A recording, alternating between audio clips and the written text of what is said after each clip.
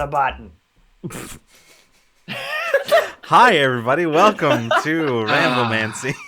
I'm Um, so glad that that's the note we could I come don't know if it was completely caught. I don't think I pressed the button in time. But anyway, hi, everybody. Welcome to Ramblemancy. Finally, we do in fact stream on this channel. It does happen from time to time. Um, John is back from GenCon. Freeman and I have recovered from audio glitch-itis, and here we're back. I shouldn't be laughing. It's a serious matter. It's a serious condition. No, If you or a family member have been affected by audio glitch-itis, you may be entitled to compensation. but yeah, last week kind of fell apart for us. We had every intention of streaming. We had everything set up, and then I opened OBS, and all of a sudden, I had no audio. I couldn't hear Freeman, couldn't hear the game, couldn't hear anything, and no matter what I did, I had no time basically to like troubleshoot, and by the time I was done troubleshooting, who knows how late it would have been and how fried my brain would have been in the process. So we just opted to call it and just say no. But I'm certain after playing 7 Days to Die for a little while, Freeman and I decided that it's definitely a game we're gonna play again on the channel. Not only because it has Twitch integration, which is very fun and potentially chaotic and terrifying for us playing, but also because I think it would just be like a fun time. But yeah, so that'll happen at some point in the future. Just last week, unexpected audio issues just sort of came between us and the fun times. But yeah, it is what it is. But welcome everybody. Thanks for coming. Hanging out with us. I realized also at some point yesterday that we didn't actually do the week's announcements. So if you are here, congrats on somehow knowing that we were here despite our lack of telling you that we would be. I sent out a tweet today.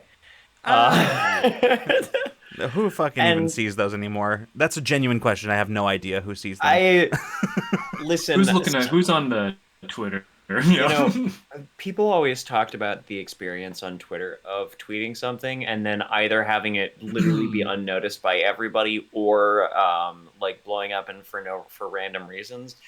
And I never really super strongly felt that. Like before, I felt like I could point to things that I did that made a thing. Like if it was just a text post only, then like, super unlikely to do a bunch of numbers or be seen by a bunch of people unless a lot of people were just commenting on it. But now I truly do feel like that. Sometimes I genuinely now feel like I tweet and it just goes into the void. Yeah. Like it's gone forever. Yeah, it seems completely random these days what I see and what I don't see. Although I have taken steps to take the randomness out of it by not going on Twitter. So the answer is I see nothing. Also, I'd say hi to everybody who came in so far. Oh, but yeah. Odds, hello. And then I see Amidio Cramity, Danny playing some Palia. I can't download Palia. I've been trying so hard, but I hope you enjoy.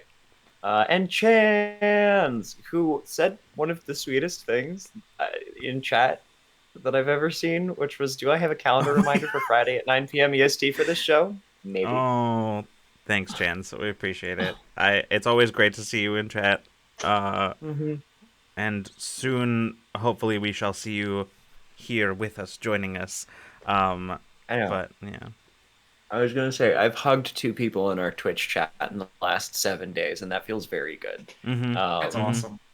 I got to see both Chans and Odds this week. Oh, nice. When I was at GenCon. So Odds was working the booth, and Odds, I appreciate you hanging out while you're playing D&D. And I was going to say, I know you want to hear about it. You were there.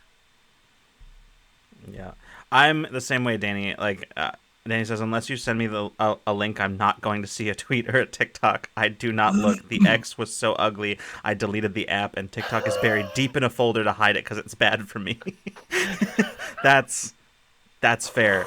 I also am really genuinely considering taking X off of my phone because like I almost never like go to Twitter anymore on my mobile device. If I'm on at all, it's usually when I'm sitting here at my computer. But yeah, on mobile I almost never do it because it's such a pain in the ass now on mobile. Mhm. So Well, like, and the icon for it looks ugly as sin. it's And so truly do all bad. of the push notification icons. Like the little bird looked nice, and now there's a bunch of these weird sort of pixelated pieces of shit in my notifications feed. Um, some I've seen some people with like Android phones and stuff that have installed shit that turns it back to the bird branding. Uh, I appreciate that. that's so much work for going on a site that Right? genuinely doesn't deserve like the attention anymore. Like Mhm. that's to me that says that's a cry for help. That's not a genius solution or workaround problem. That's a cry for help. So, That's, yeah. It's an end of an era. yeah. 17 years of fucking rock solid branding flushed down the toilet. Yep. Honestly, at this point, I'm tempted. Like, I think I said this jokingly to one of my friends the other day. John, you might have been present during this, but what I said, where I was like, you know what? It might even just be a good idea at this point to just give old Muskie control of all social media, so then it all dies. You can just all Hmm. flush down the toilet and just all die right away. And I know. in Come on, Mark. that way, uh, old Muskie will have saved humanity, but not in the way that anyone saw coming or in the way that he wanted to. Uh, Yeah. That's what Muskie can do. He can be like, all right, Zuckerberg, if I win this cage fight, If I win this cage match, you give me I'll control take of your Facebook. I I'll take your Oh, company. sorry, Mark. My mom says I can't. Um. Anyway, I feel like Zuckerberg just throws the fight at that point, and then before the company merger, just sends all of the employees out on a super nice pension, and then lets Elon Musk just that burn that see, to the but ground. that just presumes that the Zuck is an actual human. So, That's with true. True. any consideration for other people. Oh, holy shit! Sorry, I just looked down at chat and Odd said we're finishing up a Tiamat fight, so fingers crossed. The Oh only Yeah. my time god! that's intense. The only time I have ever fought Tiamat in an actual in a game has what it was like a 20th level one shot that my friend was doing, where the whole idea behind the one shot is what if we fought Tiamat. So that's terrifying. Good luck. Good luck. That seems like a good way to spend 8 hours on a Saturday, if I'm being honest. Hmm. Is just fighting Tiamat and dying, Yeah, or maybe winning. she wasn't even the only dragon we fought in that one shot. There was a bunch of dragons. He threw a bunch of dragons at us, and in fairness, we did kind of kick their asses. Like 20th level characters are no joke, especially Yeah, like fresh and ready to go. You know. Oh goodness, yeah, fully powered yeah. up. Yep. Hmm. A group of 6 players with ninth level spells available. Oh boy. Yeah. Yep. Um. Oh yeah, Tiamat. Hold on. Opens up dragon collecting mobile game, so I can ask Tiamat and Bahamut if they'll level up my dragons today. Good. Good. Hey, I love that for you, Danny. But yeah, Chans, I'm curious because I know at least Chans here was at Gen Con. And Odds, you can answer this question too if you're not too busy fighting Tiamat. Was there anything fun you found at Gen Con this weekend that you want to share about? Because I am genuinely Yes, curious. please. Me Um, too. Me and Lucas are living vicariously through. Yeah, I was you. gonna say. I was gonna say, let us live through your experiences. Mm-hmm. Yeah. Oh my God. Okay. So like you guys were there in Gen Con 2019, and Mm-hmm. this is just John talks about Gen Con hours. Mm-hmm. So you guys were there in Gen Con 2019, so you know what I'm talking about when you say it was when I say it was packed, right? Mm-hmm. You know, it was, and that was the biggest Gen Con to date in 2019. It had close to 75,000, or not 75, close to 70,000 people. I think it was somewhere in the order of like 65 to 68 or something like that. Anyway, a huge number of people, really, really busy. Like the hallways in the expo hall were packed. Always lots of people going from place to place. Mm-hmm. And this year, I think they estimated somewhere in the vicinity of 80,000. Wow. Is the number that I heard thrown around this weekend. So it was packed. It was That's packed. That's even bigger than their estimates for 2019 were. Because like last I heard, 2019 we're talking like around 70,000. Yeah. Yeah. Wow.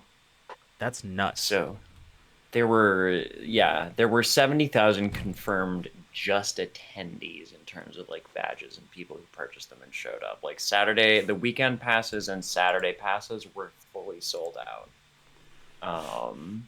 And that doesn't count all of the like event staff and all of the people who were there working. Wow. Booths and stuff like that. So yeah. I mean, yeah, I'm like, pretty sure that's not counting exhibitor badges. in the context of COVID, that makes me nervous. In the context of like just the effects on GenCon, I'm glad. I'm happy to hear that GenCon was not killed by the pandemic. You know, like No, I'm happy to hear. It was a thing I was genuinely worried about. Like when like they canceled the first one and then the second one, I was genuinely concerned that it was going to be one of those things where like, oh man, they're not going to recover from this one. You know, so it's good to hear that it's like not only still around after all of that, but also like bigger than ever. But at the same time, in the context of COVID still being a thing, it does make me nervous to hear that. But like, yeah. Yeah, it was definitely a weird consideration for me this year because they lifted vaccination and mask requirements. Yeah, that specifically is the thing. Yeah. Yeah, a lot of exhibitors were pretty unhappy about that move, like us included, because the way it went was like 2022 Gen Con, they required vaccinations and masks, and they were originally going to be like, yeah, you got to be vaccinated, but you know, if you're vaccinated, you don't necessarily have to wear a mask. And then like there was some pushback from the exhibitors, and they're like, okay, no, mask mandate, vaccine mandate. Yeah. And it was a smaller Gen Con, but it was also their first Gen Con back. Right. And then it just sort of sucked because, you know, the way that becoming an exhibitor at Gen Con works is if you have a booth space, you basically go over to booth services on like Saturday or Sunday, and you sign up for your booth for the next year. And then everybody who signs up to have their booth again next year gets onto the list and gets a space on the expo hall floor, and then they divvy up the rest to, you know, people who apply. And of course, the longer you're there, the more space they allot you and right. that kind of stuff. So it just sort of sucks for people who are like, oh yeah, no, we paid $5,000 for a 20 by 10 spot on this expo hall floor, and now with the assumption that, you know, your precautions would be the same, and now they're not. Right. Yep. So it's hard not. I can imagine that it would be hard not to feel like that was a bit of a bait and switch. It definitely felt a little bit like it, yeah. But I'll say at the very least, you know, we were still able to take, like, the Possum Creek booth was able to still take some pretty good precautions. Like the way we had our booth set up, you know, there was, if you were standing in the booth, either you had like a table between you and people who were on the aisle, or people stepped into the aisle and you were sitting on the other side of a table. And so, you know, that at least provided a little bit of distance. And of course, we were all wearing masks the whole weekend. And, both us and the IPR folks, from, you know, from what I have read in our Indie Island Discord, people have been. We got away fairly clean. A few people came away sick, but right, yeah, a lot of us managed to dodge it. Yeah, I want to address. So Chan's actually had an answer to your question. Chan said, I was mainly excited to check out the Old Gods of Appalachia RPG. I didn't get to try playing it, but it was just good to see it and chat about it. Kickstarted their game and got my book a week before, so it was just my whole thing. That's awesome. Man, that is one thing that I really... Okay.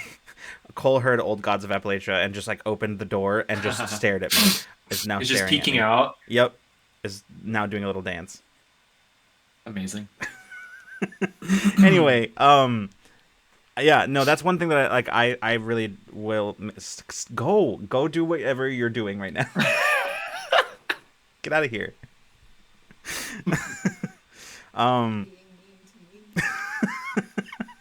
Yeah, I'm being mean. Cole would like everybody to know that I'm being mean to them. Anyway, um, no, that's one thing Listen, this is I'm just missing. payback for exposing all of us to that martini recipe before stream. That's true. That's true. Um, I'm really that's one thing I'm sad about, like not getting to go to Gen Con, is not getting to see like the people that I know with like Monte Cook Mhm. Games, because especially since they've had like a really awesome year this year with like all the stuff that they've been Mhm. rolling out and the cool stuff that they've been doing, particularly over like the Cypher Unlimited guys have been doing a lot of dope shit lately, like over there on their server. So yeah, no, I'm that's one thing that I sort of miss about Gen Con, is like specifically like getting to see people, of course, but like specifically getting to Mhm. be around the MCG booth. Like that's it's always a Mhm. good time. I've never Mhm. failed to Absolutely. have a good time around the MCG booth. So Yeah, and they had a room this year oh yeah, too that's where you right. could go and play That's games. cool. So, yeah, Yeah, I they kept have. seeing I their I think, kept seeing photos from that. Yeah. and he's been in chat here before, and I think we had him. We've had Steve on Ramblemancy, right? Yeah. Hermes. Yeah. Yeah. Yeah. Steve was there running games for Monte. I think he ran Old Gods of. He might have run Old Gods of Appalachia this weekend. I'm not sure. But Steve was I there did running talk to games. him right before he went to Gen Con, and I cannot remember what games he said he was running, but yeah. I would be Oh, shocked if it wasn't Old Gods, if that wasn't among them. mm-hmm. But yeah. But yeah, no, and like that. That was it was yeah, it was cool to see them. I got to see Ray this weekend too. Speaking of people who had rooms, What was she all uh, cyborged out? yes, I actually, and Ray, to Ray's credit, like last year it was like a bit of a fiasco because like, oh no, like when's John gonna be at the booth and stuff like that, so they could stop by and see all of Possum Creek stuff. And like first, like I think we were legit like the first or second stop that Ray made on like her first Expo Hall stream this year. Because I was like, I had just finished doing like the hey, are you familiar with Wander Home to somebody? And then I turn around and there was Ray Billings of CGE, fully decked out, like phone with chat on it on one wrist, like I think like like a streaming laptop or something, like slotted in on one hip, batteries, cables, camera on the gimbal, like the little lav mic, like mic'd up and everything. So that was fun. Like That's Ray's awesome. Ray's Ray's Expo Hall streams are so cool. But was it Critical Role or D20 that are running a Monty Cook thing soon? I'm I don't know. not I haven't sure. heard D20 are anything. running Kids on Bikes right now for Mentopolis. Oh, is that And they're that's doing kids on bikes? I didn't realize that's what they were doing. That's cool. yeah, that's what they're doing for so they're running a Hunters Entertainment game for their current season. Mm-hmm. So it might be Critical Role. It would be very cool if Critical Role was running I would a Monte Cook yeah, game. that would be great. Yeah, that would be great. I will refrain from continuing my commentary, any other commentary that I have on that subject. Um, Fair enough. but yeah, Yeah. I, I'll say I sincerely doubt it, but that would be cool if they were doing that. Mm-hmm.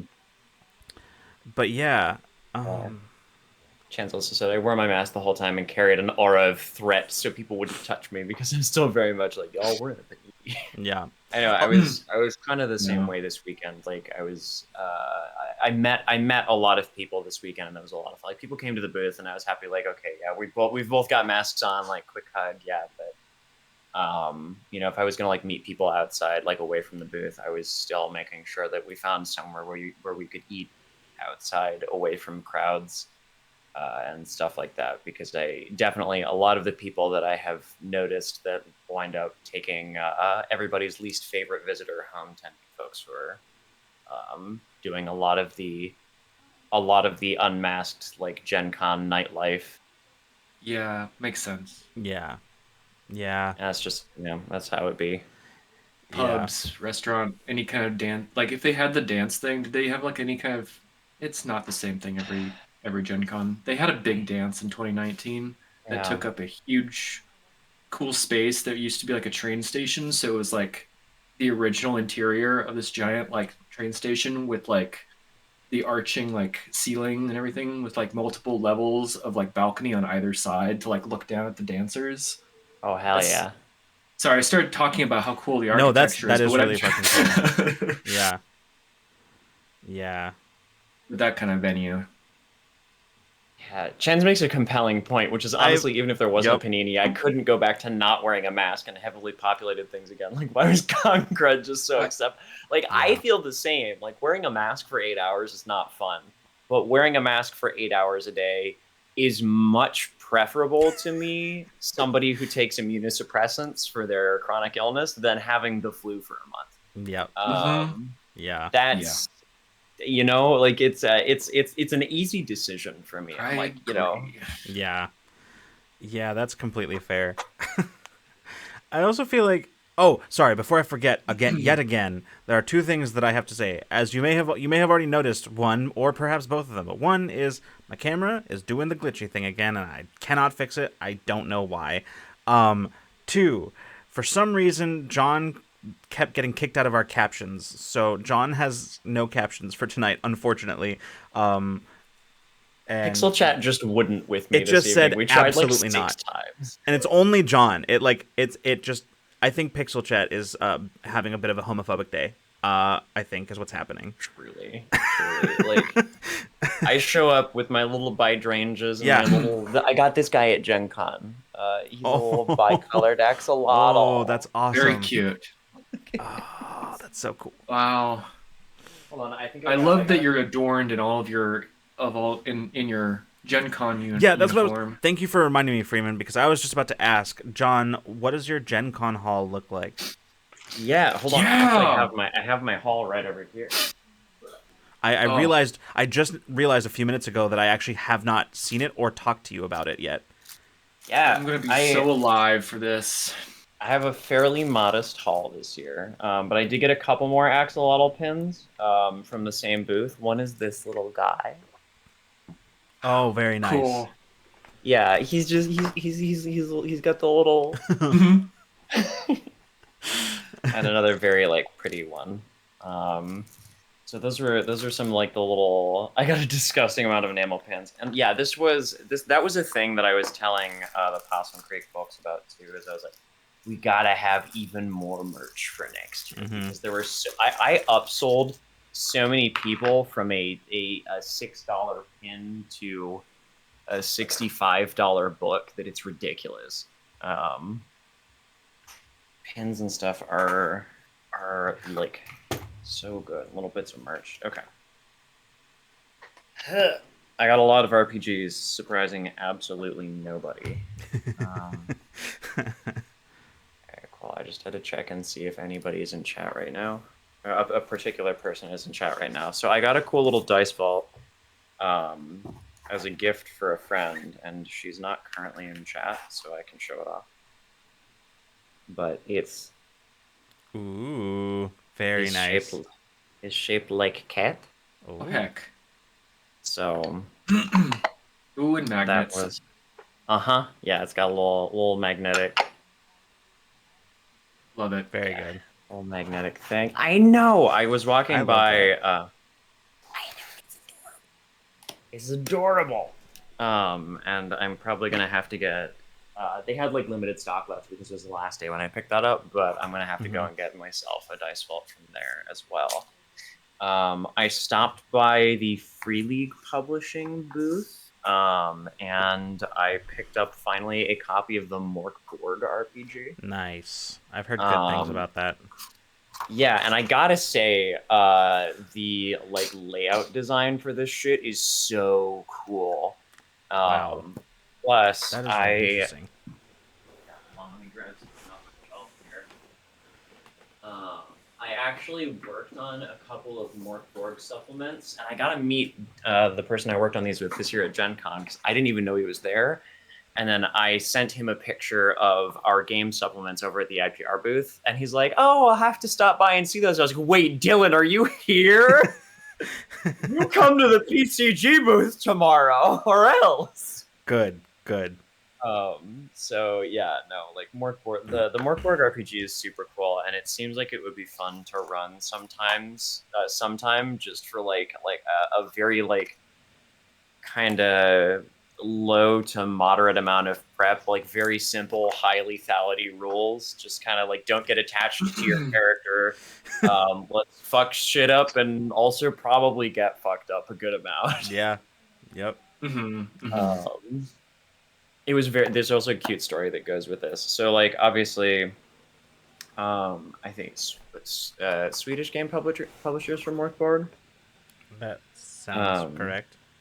yeah, I think so. Um, and so when I bought this over at the Free League booth, they were like, the game writers are actually here in like super punk, like metal cosplays. But she's like, they're very sweet though, and it's very funny because they're kind of like straight laced looking.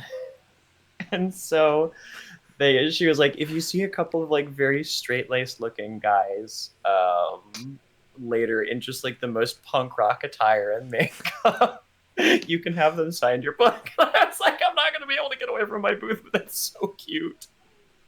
Excellent. That's Also, hi so Kate, cute. welcome. We're Hello. we're doing a bit of a sort of John is doing a bit of a Gen Con debrief. We're currently in the middle of seeing John's Gen Con haul, um, Yes. which, yeah, mostly consists of enamel pins and short games. RPG books. Yeah. Yeah. And yeah, so I got a cool little like cat head shaped dice vault that was very adorable. I do have a set of dice over here. We'll get to those. And then okay, what else did I pick up? What else did I pick up? I visited, of course, the Indie Press Revolution booth, and I got a game titled such that will surprise no one. Goblin Mm. errands. Amazing. I feel like nobody should be surprised by this, given my Honestly, online. no, not at all. The layout is so cute, like, and the art is adorable. You're just little goblin guys doing little goblin errands. Just, Incredible.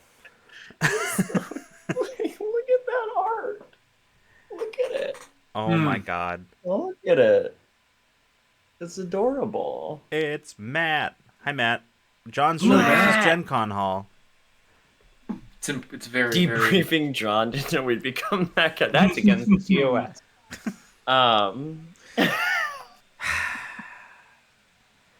One of these days, Amethyst, this is not going to catch me off guard. One of these days. It's just one of those. Anyway, Oh my god. Oh Anyway. my god. So yeah, and then the other one that I got from the IPR booth was back again from the Broken Land, and this one was really cool. I was just kind of like looking through, and there are a few games that I picked up and looked at and was thinking about getting, but I didn't want to, as I have in past years, blow my entire budget at the IPR booth, and also several of the games that I had wanted to pick up had sold out because IPR did nuts this year. They did so well. Like first couple of days, they had almost sold out of games. So they were like spreading repeat copies out of games along the table because it was just so packed and they were doing such great numbers. But the gist of this game is that it's a game for it's a multiplayer game, and the gist is you are like a group of adventurers traveling back from a war, and it's kind of like inspired by the same like overland travel as like The Hobbit or The Lord of the Rings.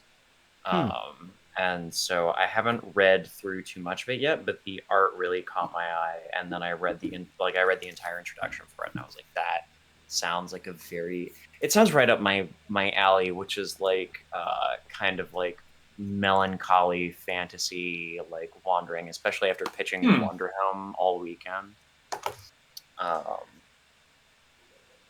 And then this is a zine that I got because I'll show off the dice now.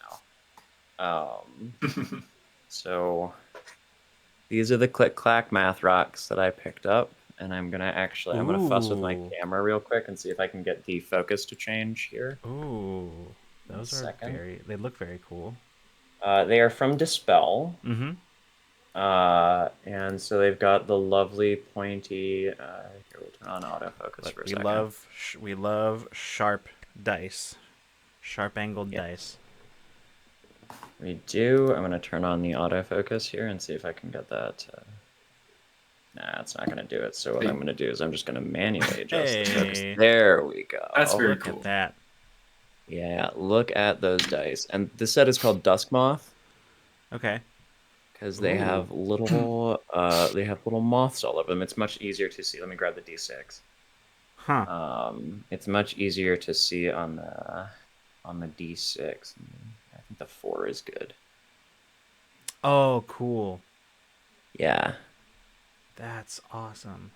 So I sent Bree over to the Dispel booth because, and I was like, "Here, go ahead and pick me. You wanted to pick up a set of dice. Pick me up a set of dice while you're over there, because I actually, and this is not part of my personal Gen Con haul, I went over to the Darrington Press booth like 5 minutes before hall open, and I arrived at exactly the right time because like 25 other exhibitors also arrived because they weren't even selling to exhibitors before the hall open because they brought so few copies of Queen by Midnight.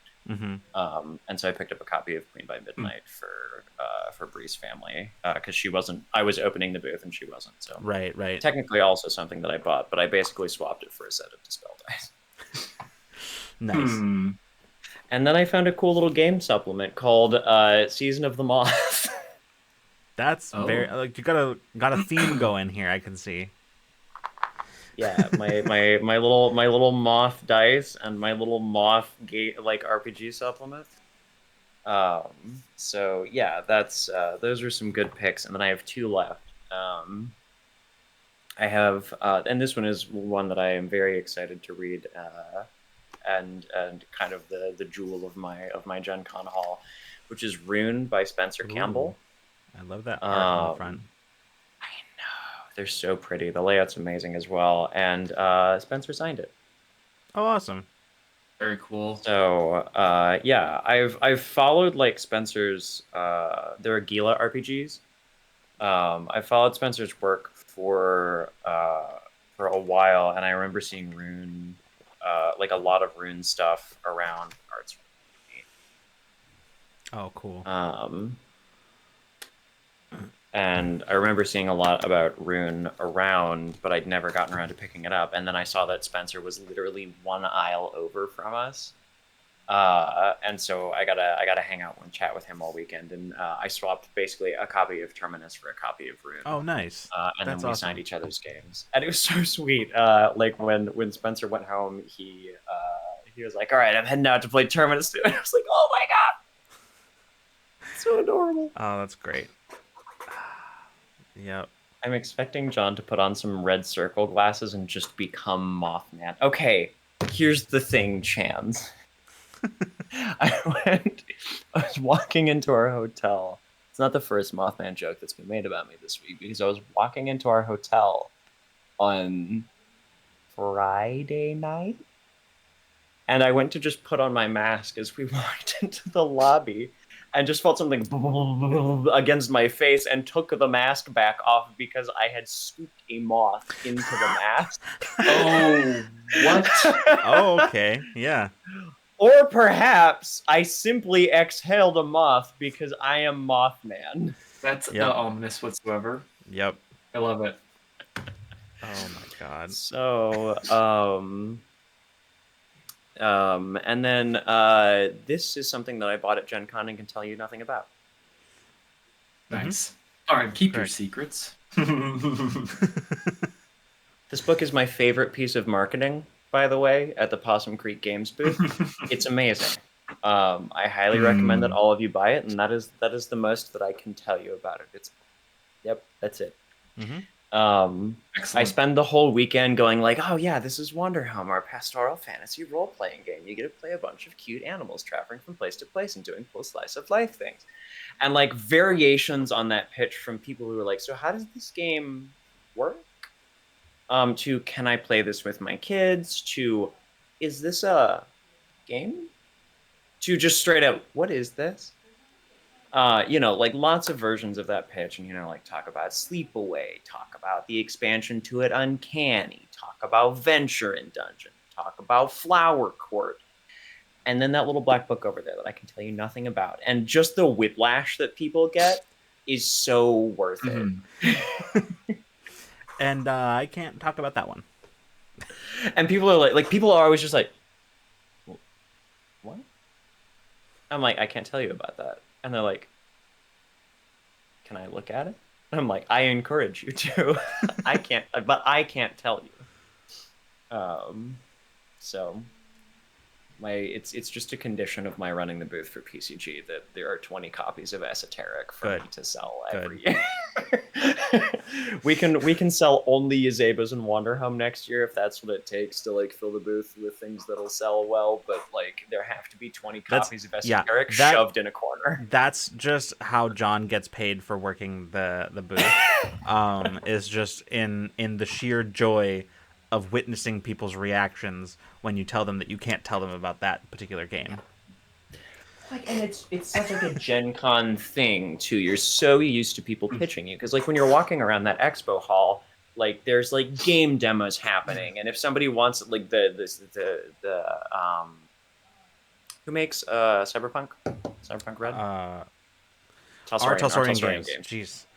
Yeah, my brain had to do a whole like you should watch the like loading wheel in real time there. Yeah, like they've got like game demos going in every fucking corner of their like 50 by 50 booth, and that's like all of the board games companies that have got rooms and like demo space in the expo hall, and there's like constantly people giving you like the hard sell, like, hey, come buy our cool like leather accessories, come buy our game, and then I'm just like, I can't tell you about that shit. And I just smirk at you from behind my mask. Like, even mask and everything, you can just tell I'm giving you a shit-eating grin. It's like, what? Yep. That's not how this transaction works. It's like, hold on a second. I don't think you understand marketing. No, I don't think you understand marketing, but you are about to. No. Let me give you a lesson in marketing here. I've just given somebody at a role-playing game convention a puzzle, and do you know how well that works? Mm-hmm. So, I mean, you have to imagine that there's something about forbidden lore that might just speak to TTRPG players. Maybe. And like the thing about doing that for Esoteric is that for the people who are going to buy Esoteric, it works. Mm-hmm. Like it's like a 90% hit rate for people who want that game. Yeah. And for anybody who wouldn't have bought Esoteric anyway, like it doesn't matter. It doesn't matter. I can't tell you about that. And they're like, okay. And then they, they'll be like, thanks for the time, and walk out of the booth, and they were never going to get anything. So right. Yeah. It's a good time. I love selling that game. It's such that people at the booth would turn it over to me and be like, so this is Wanderhome, but if you want to look at our other games, John. Or somebody would be in the middle going like, and that's Sleepaway and Uncanny and Venture and Dungeon, and John, do you want it? And I'd be like, and we can't tell you about that. That's awesome.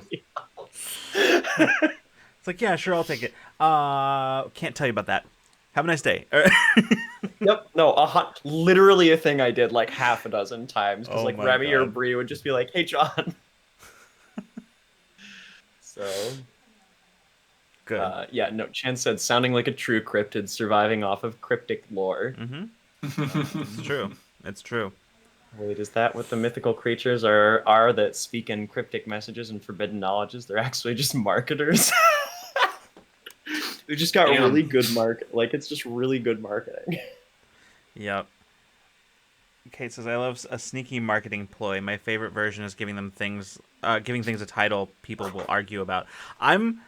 I could see that working really well. I'm curious if you have an example, because that's I can't. I'm having a hard time like coming up with hypotheticals for that one. Um, but yeah. Speaking of giving things a title, people will argue about somebody. This is my other favorite thing about conventions, is just getting to talk to people. Mm-hmm. And like Yeah. somebody stopped by the booth with just like a little pamphlet, a little manifesto that they'd written about games and like role playing, Hmm. new simulationism. And I have read part of this, and it is very interesting because they stopped by and Just asked if Jay. Oh, go ahead. no, I was gonna say, just from the title of that, I feel like that's something that I would be interested in reading. I have a spare Mm-hmm. copy here, so like I will send it to you.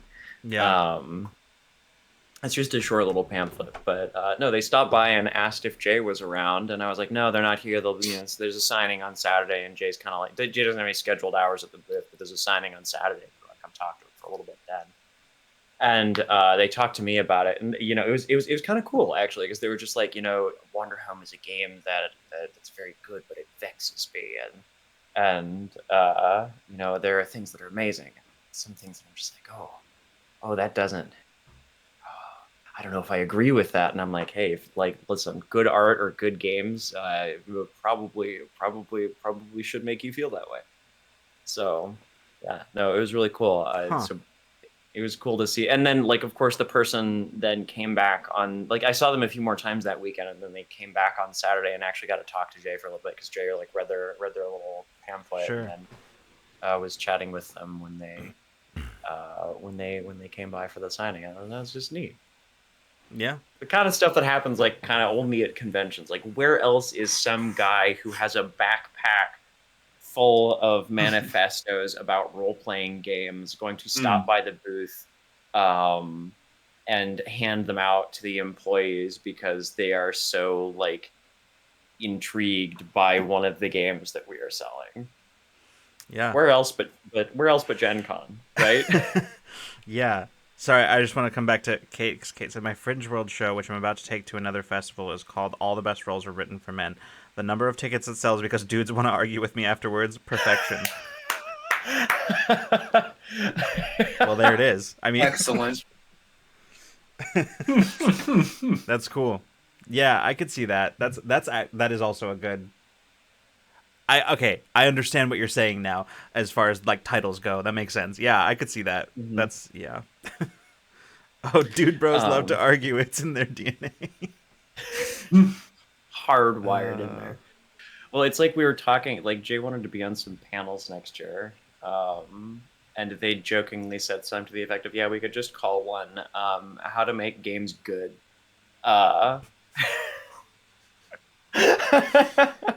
I feel like this is the same concept behind clickbait titles on YouTube, where like there's so many times where like people that I like and like YouTubers that I like and respect will post a really incendiary title for their video, and I'm like, what?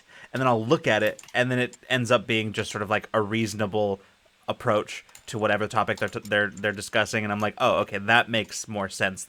But I'm like, damn, clickbait got me again. Yeah, well, like, and that's legit it, because there's a gajillion panels in that 4 days of Gen Con, like every 45 minutes in like 50 different rooms and all of the Yeah. hotels. That's like anything, like legit anything to get people to click your event to read who's at it and what it's about. Yeah. And so if your panel is actually about designing original systems yourself and making something like making games that will offer the play experience that you want people to have in your RPG, then sometimes you gotta title some clickbait shit like Yeah. like stop making shitty games or something like. And just thinking about the like taking YouTube video title logic and applying it to Gen Con panels, and just like TTRPGs are terrible. Like Yeah, and like just like in the title there's like a little pog face like next to it. Yeah. Perfect. Oh, or Well like a put. skull emoji, and then like the little circle with a cross in it, like, or like no, wait, the poop emoji, the poop emoji. There it is. Mm-hmm. That's the one. Mm-hmm. 5 celebrities, 1 set of dice. Oh my god. The truth about dice juju. The truth about That's amazing. And it's actually a panel about like balancing dice odds in your D6 dice pools, like Yeah. in your RPG systems, and it's just a guy with a PowerPoint with a bunch of spreadsheets about dice probabilities. Yep.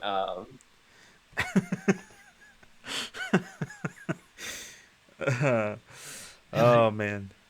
Electric. No, all right. I'll do you one better, Matt. Electrically charged dice, but they're like the kind of dice that, like the kind of like they charge by moving, right? And they got little lights in them. You charge the dice by rolling them. There you go. Hmm. Yep. My one of the players in our home game has light up dice. They're great. Although one of them, is it the D6 or the D10? One of them doesn't work super well, but yeah. Yeah, D10 or D12. I don't remember which. Yeah, it's one of those that just like doesn't super work. No, you kidding. All right. Those are mean. You get an make it a survival horror game. That sounds more like a survival horror scenario. Yeah. Yeah. Like a IRL survival horror. That sounds like some Jigsaw shit. Yeah. Like What you are have these you have dice? to you have to roll the dice in order to beat the game. But in order to roll the dice, you must get electrocuted. Like, Do you want to play a game? Like you have to. There's just like a big box of dice, and they're like, some of these dice will electrocute you to death. Jigsaw at GenCon. Do you want to play a game? No, seriously, I just bought this one. No, seriously, I just bought this. It's a 3-player game. I think we should play it together. Please, I'm really lonely. Oh god, I keep killing all the people with my games. I just want to play some Dungeons and Dragons. All I want to do is play some, but it's the wrong. I keep making the wrong dungeon.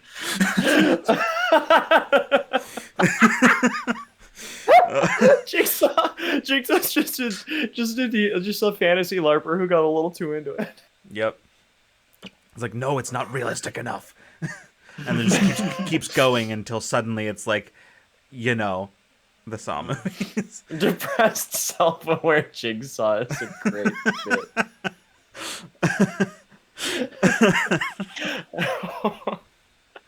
But even better, depressed, self-aware Jigsaw at GenCon. This sounds better than what the next Saw movie is actually about. I feel like Saw movies at this point, it's not hard to pitch a better concept than whatever the Saw movie. Like, how many times can you make a movie about a possessed puppet trapping people in a house and killing them? Like, how many can you make? Yeah. Ugh. Yeah. Gosh. No, I watched those in high school, so that's too. Yeah. Yep.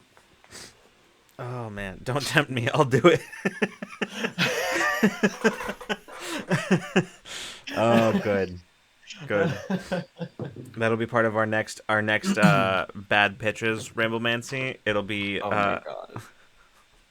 Jigsaw attends GenCon. We have Excellent. plans for Bad Pitches Ramblemancy just so that we can spend 30 minutes talking this one through. Yeah, I sort of think I think we have to do that at some point. Yeah. I think Is this a bad pitch if you're making the movie better? I know. That's fair. A lot of times our bad pitches are good and like verging on good movies until all of a sudden we remember that they're supposed to be bad pitches. Yeah. Bad pitches. Bad pitches ramble. Yeah. I'm Everything has to filing be a this Saw away. movie. Spooky season is coming up. I'm filing this away. Drew. Yeah. Oh, have like a spooky season themed bad pitches Ramblemancy. Mm-hmm. where like all the pitches have to be like they have to be sort of like either like kind of horror film pitches Mm-hmm. Mm-hmm. or Yeah. like at least in some way justifiably connected to spooky season. Yeah. I'm into that. I think we should do that. I'm really into that. See, Matt, that was my next thing that I was gonna say. Is do like I feel like have we done this? We've done good pitches too, haven't we? Where like people where we like do the opposite, where we take like a bad and then like make something good out of it. We've Yeah, done that, we've haven't we? done good pitches. I think we did bad Absolutely. pitches Ramblemancy, and then I think a few weeks later we did good pitches. So we've Yeah, done yeah, bad yeah, pitches a couple more times, but we never circled back to good pitches. yeah. Like, um, oh man, that would be fun. Do like Rule of Lore fixes your favorite movie, your favorite, I- Oh, your interesting. favorite least favorite movie. Uh, Mhm. that that'd be interesting. Ooh. I'm gonna tell Ray when that's happening, so Ray can come be in chat and we can talk about the Star Wars Christmas special. Good. Actually, I'll give you this one for free. I already have a fixer for the Star Wars Christmas special. Don't Huh? don't. No. My pitch for it is actually so like when you're watching the movie, you have to remember that the important thing that you need to do is you need to take it and launch it directly into the sun, and then never talk about it again. Yeet. Oh man.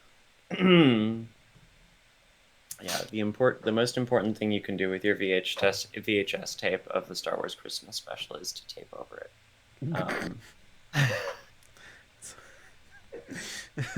Yeah, preferably with another Star Wars film. You know. Yeah, actually, that'd be a pretty good thing to put out there. Although at this point, I feel like you have to preserve the VHS tapes because they're like a historical artifact now, and I That's really true. want anthropologists in a couple of millennia to find those, and assume a lot of things about our culture based on the Star Wars Christmas. Oh, be kind, please rewind. What? How do you fix What Jupiter is ascending? this? Oh God, I wouldn't even know where to begin with that. Mainly because I watched that movie. It was a while ago, but I watched that movie and then promptly forgot the whole thing. So it wasn't that it was a bad movie. It was that it was a forgettable movie. I just remember nothing about it. I vaguely recall something about being on some kind of hovering vehicle, and that's it. But yeah. It was like, nah, I'm not saving that. Yeah, exactly. But we do download cars. My favorite memed version of that is that you wouldn't download a bear. Like, bitch, if I could download a bear, I would download a bear. I would download so many bears directly to Elon Musk's personal computer. Yeah, that's yep. Incredible. I think tactical bear downloading would become a great Tactical assassination technique. Tactical bear. Like you just send Tom Cruise with a flash drive that has 7 bears on it to somebody's like office, and then they boot up their computer and boom, bears. There's just yeah, exactly. The way that I pictured that in my brain was just somebody like the end of a long day coming into their like home office or whatever, and like, you know, they like, because for some reason this person is in a tie. In my imagination, they undo the tie, you know, loosen the tie and kind of like relax and whatever. And they sit, open the laptop, and just bears shoot out of the laptop. Just Yeah, like Danny says, the prosody bear is approaching at alarming speeds. yeah, exactly. I saw prosody at GenCon. Nice. Very housing. Also, one of my favorite parts of the weekend was Emily Odds and Ends, who was here earlier, just pointing out, randomly pointing out celebrities as they passed the booth. Like, I would finish talking to somebody, and Emily would walk over to me and be like, Did you see Joe Manganiello walk by with a little dog a minute ago?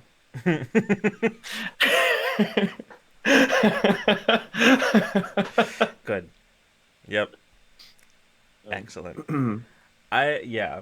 That's one thing that I really liked about Gen Con is just pointing out different stuff.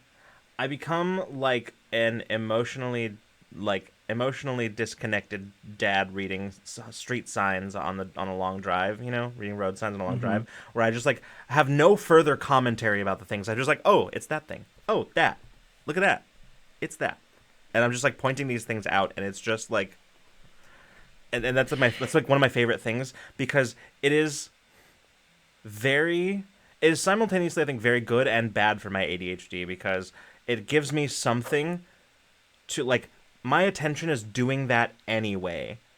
So at least it gives me something to direct my attention to when it is randomly swapping around and it's great. Well, like, at a certain point, like, wow, that's a cool set of D6 is the same, like, registry as, oh, that's Brennan Lee Mulligan. Yeah. Like, because there was a certain amount to which, like, I was just like, I went to Nevermore on Saturday night, to hang out with some folks, and and like Jay was there hanging out, and I was introduced to a few people, and I got to see Omar Najam, who has who's yes, been on like Dimension 20, but also has like been around here for some charity streams and good stuff. And so it was lovely to see Omar, but also at a certain point, I just walked back to a part of the bar looking for the bathroom, and I looked over and I saw like a guy with red hair in a red baseball cap, and then I was like, I think that's Brennan Lee Mulligan. And then I just walked away without thinking about it. Yeah. And then a few minutes later, I was walking around with Jay and Beetle, and they know Brennan. And they walked back there to say hi. And I was like, oh shit, that was Brennan Lee Mulligan. Waved at him and left. Yep. So no, it's so weird how like Gen Con definitely has that effect on you, because like you'll just be walking around and like you'll see some of the well-known people in TTRPGs and just kind of like, oh, cool, and like not think anything of it until like many minutes or hours later, when you're just sort of like doing something innocuous, and then you're just kind of like, yep. And it's not even that you're remarking about that instance. You're remarking about how normal it was and felt. You know what I mean? Like that's the part that always gets me. That it's just like, oh, cool, yeah, that makes sense. Yeah. And then Chris Perkins and Jeremy Crawford came to the Possible Worlds and Plus One EXP booth and bought some of the guys' games from next to us, and then walked by the Possum Creek booth and just like kind of waved at us and went on their way. And I was like, designers of Dungeons and Dragons 5th edition. Yep. Yep. Yeah. That just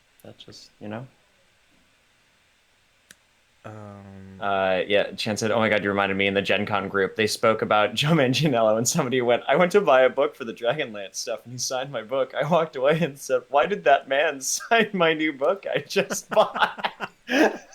Good.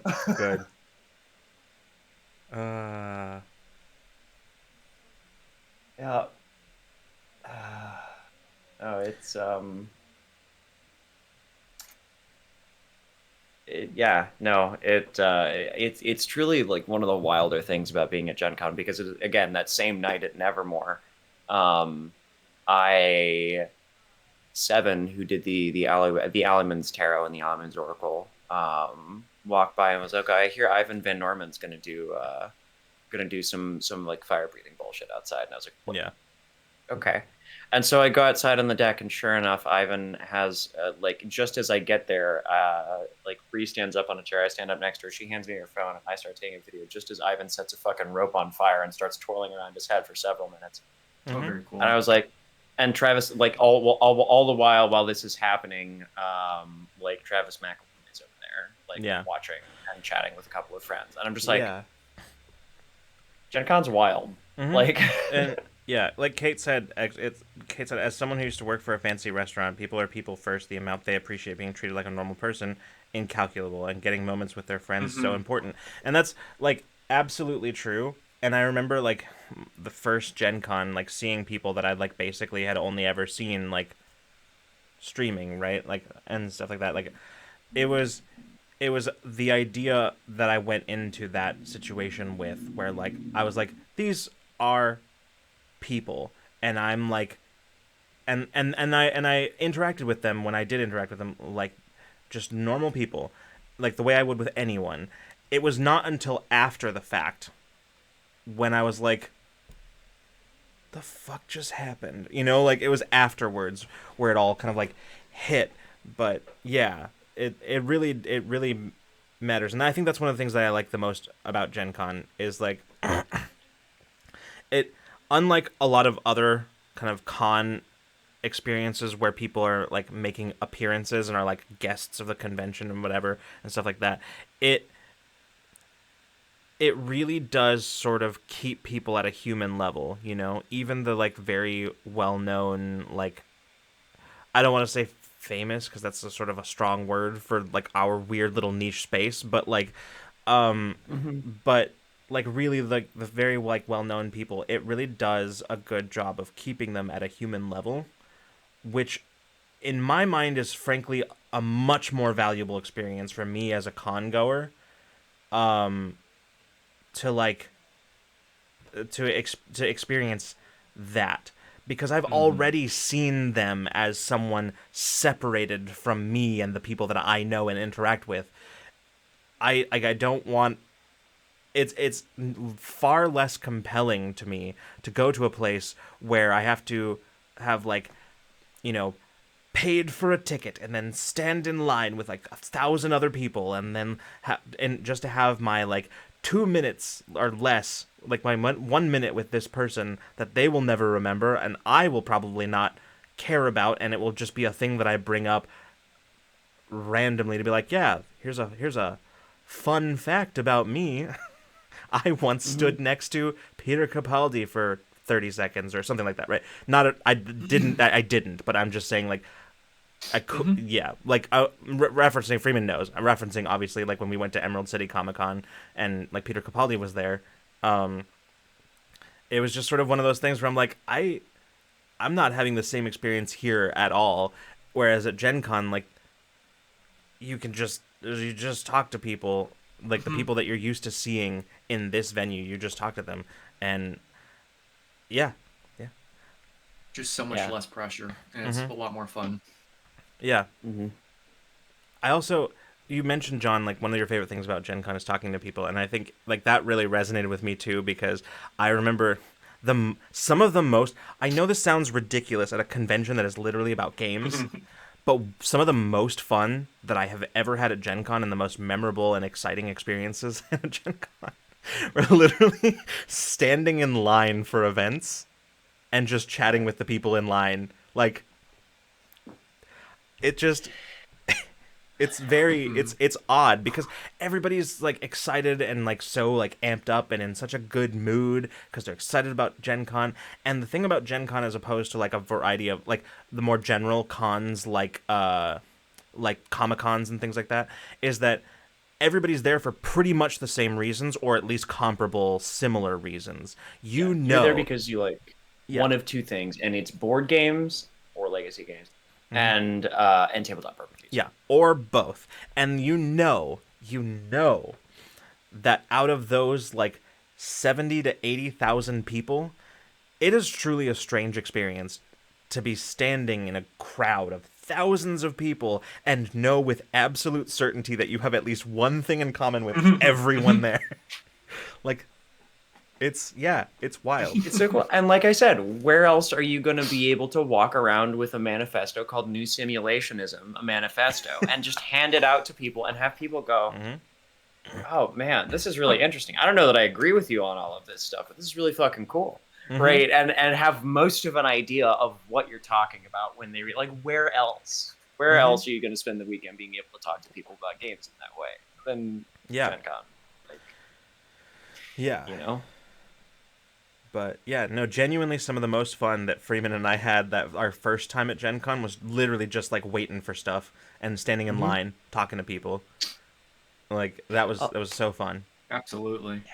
and I love working that booth. Like it's a lot of like Jay's like Jay makes great games, and like all the stuff in the Possum Creek catalog is super cool, and they're fun games to talk about. But it's also just fun to talk to people.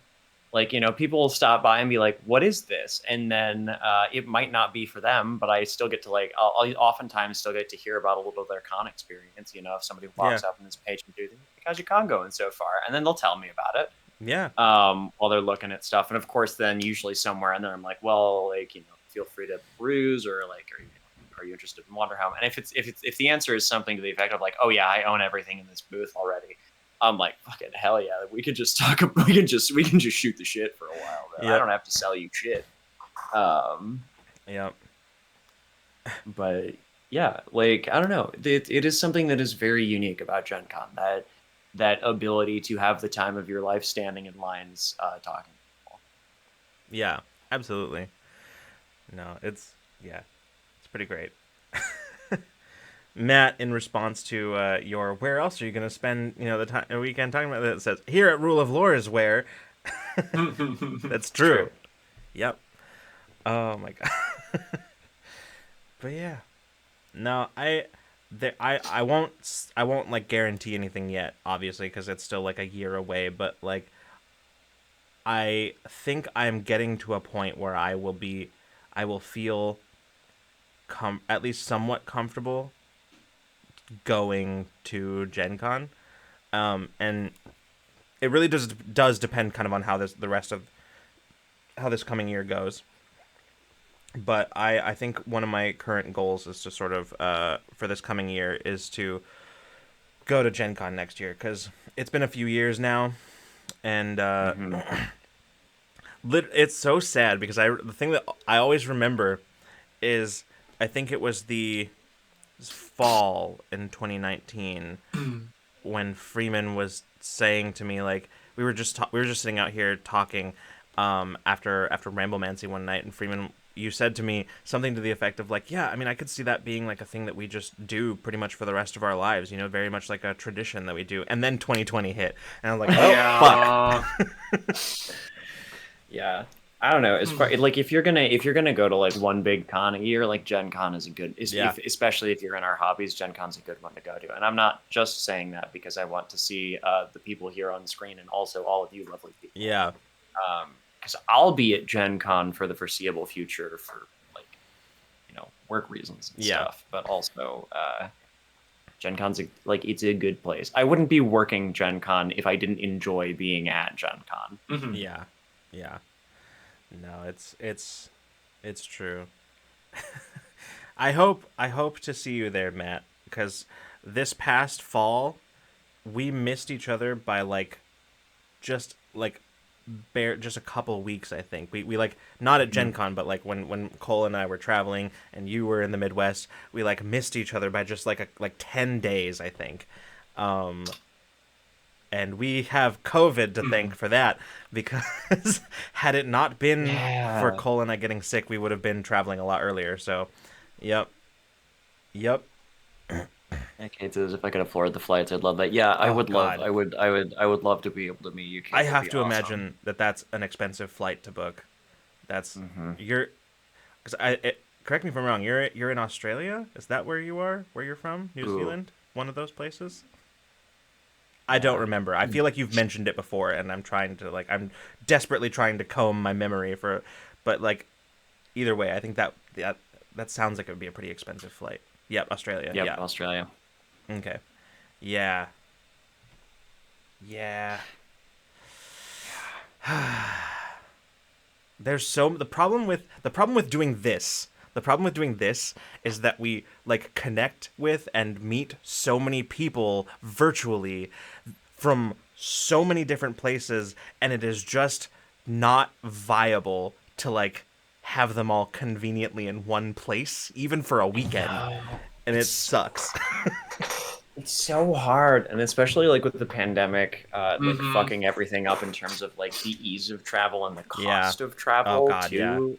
Like, because like flights are more expensive these days. I'm pretty sure everything's more expensive these days. But I mean, as long as some flights are not too bad depending on where you're flying from. As long as you get the flight in with enough time in advance, which is I think we did.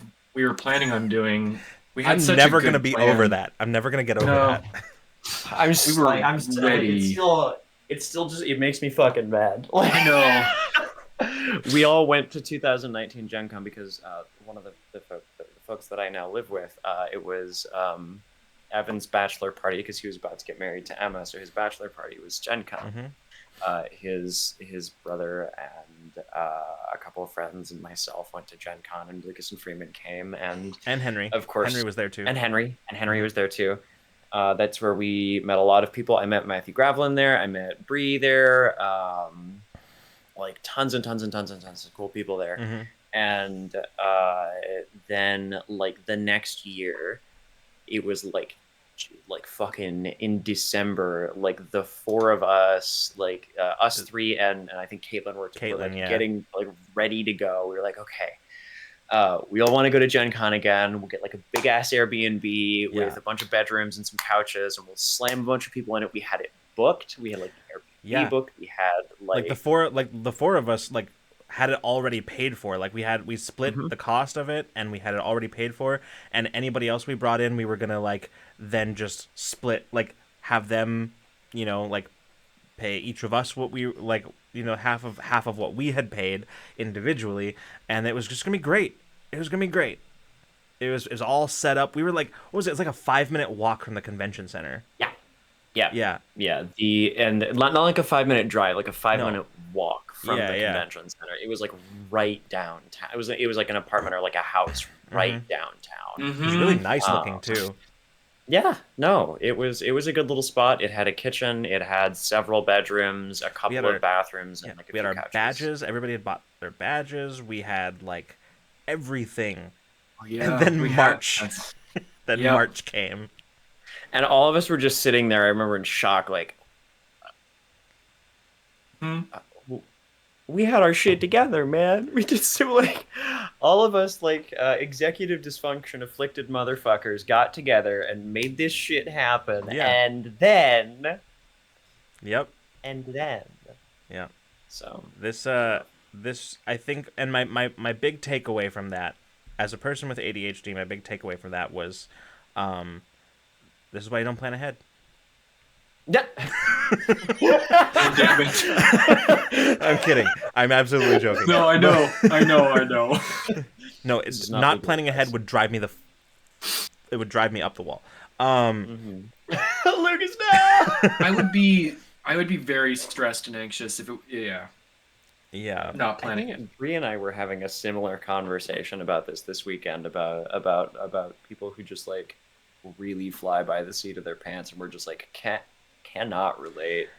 Like a Like, certain amount of flexibility is, I think, necessary for being able to do like big plans and stuff like that, especially something like Gen Con, which can be really chaotic at times, yeah.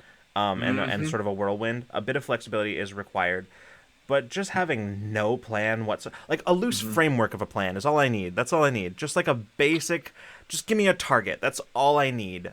I don't need to know how we get. I don't need to know anything between here and there. As long as we have like a general loose framework, we're good. But like no plan, that would stress me out.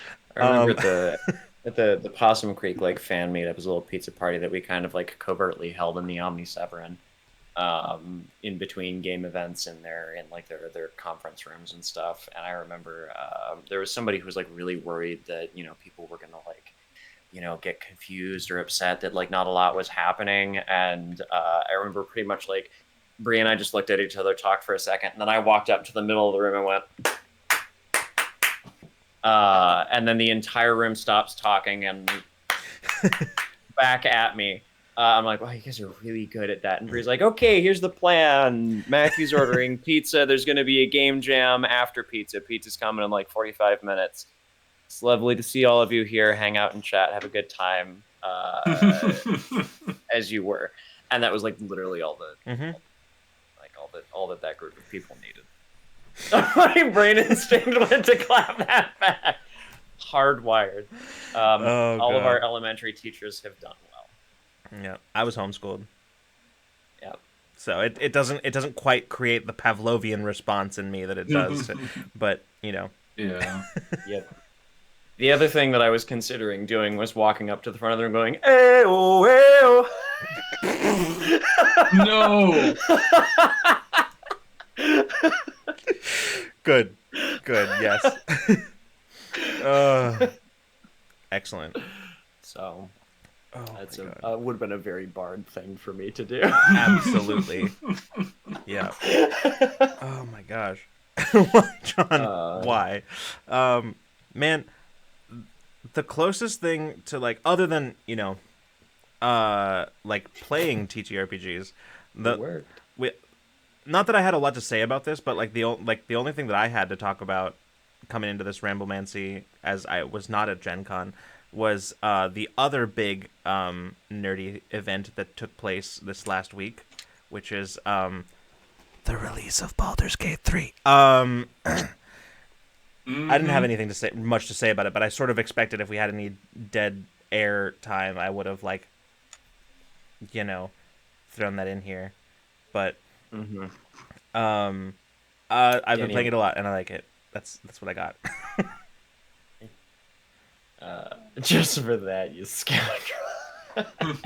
Yeah. Danny remarked earlier that it's wild to me to think about that you just met Bree in 2019 because it feels like the two of you have known each other forever. And hard agree. I sometimes forget that I only met that human 4 years ago.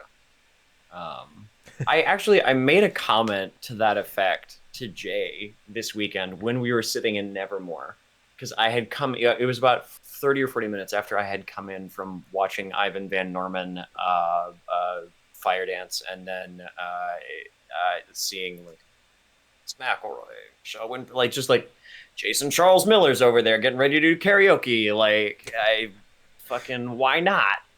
Yep. So this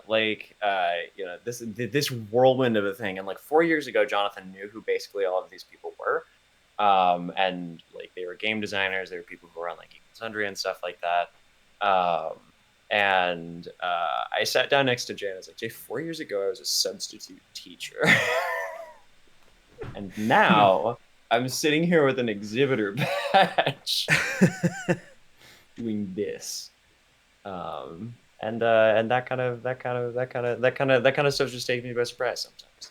Life can lead you in fun, funny, interesting directions. Yeah. No, it's true.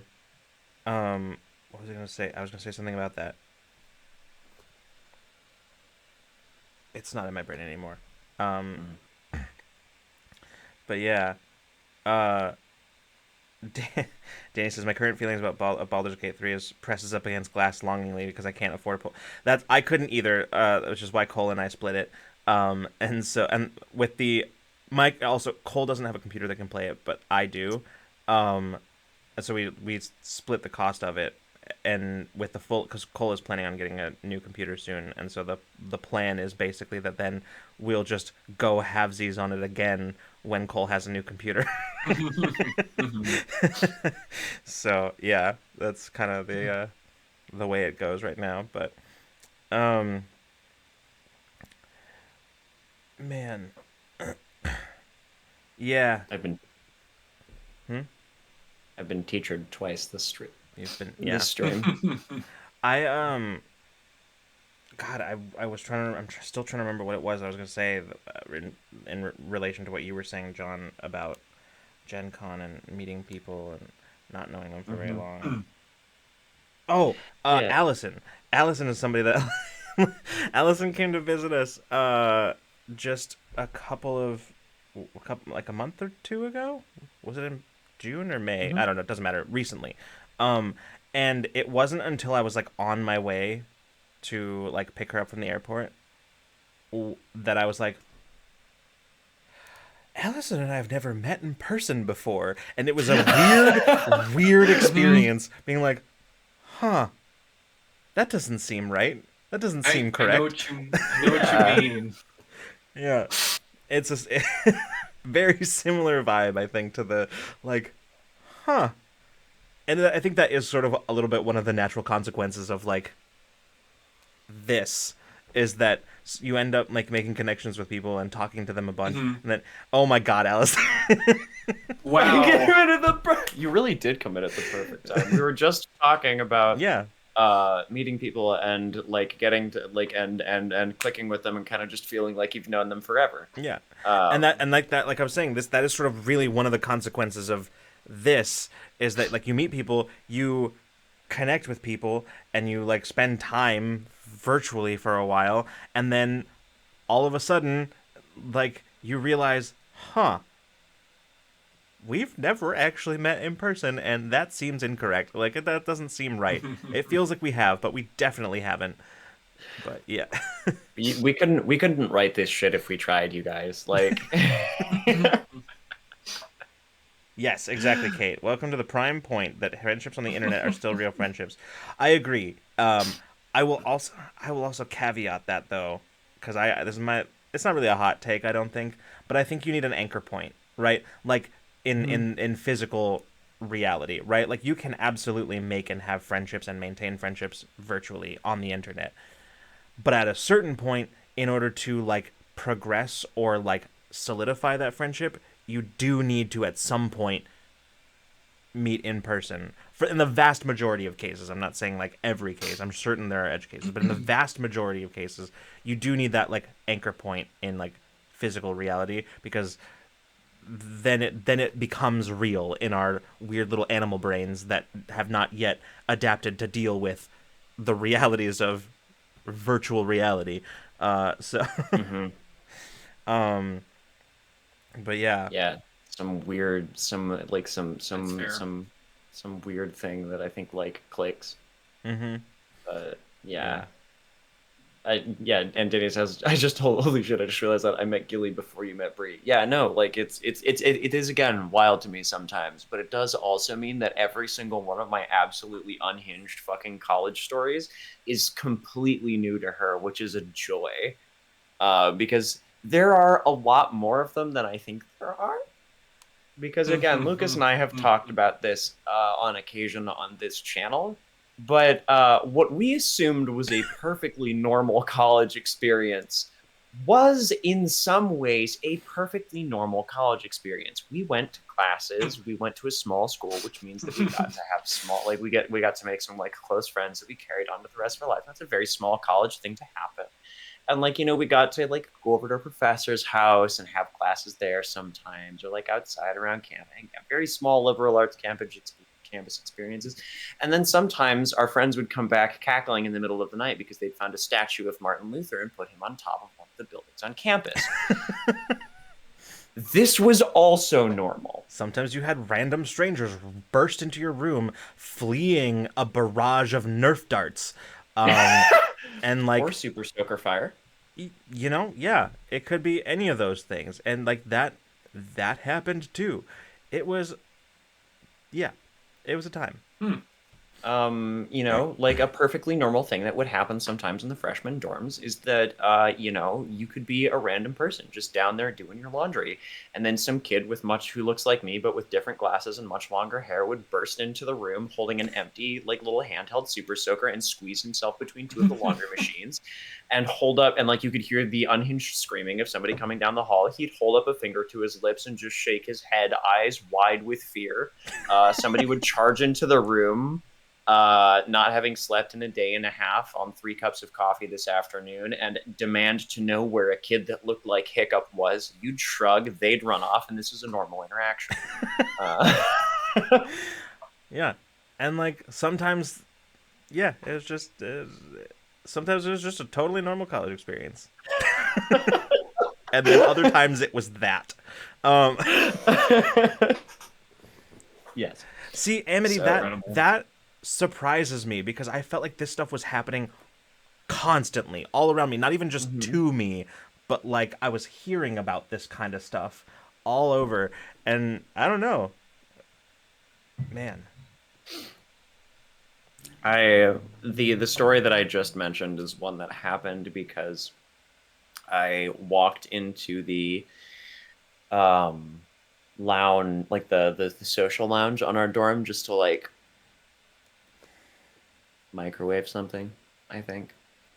Uh you guys just coming to make some hot chocolate, and this girl that I sort of knew was filling up a couple of little handheld super soakers, and there was one that was completely full next to her, and so I took the opportunity to just hose her down with it.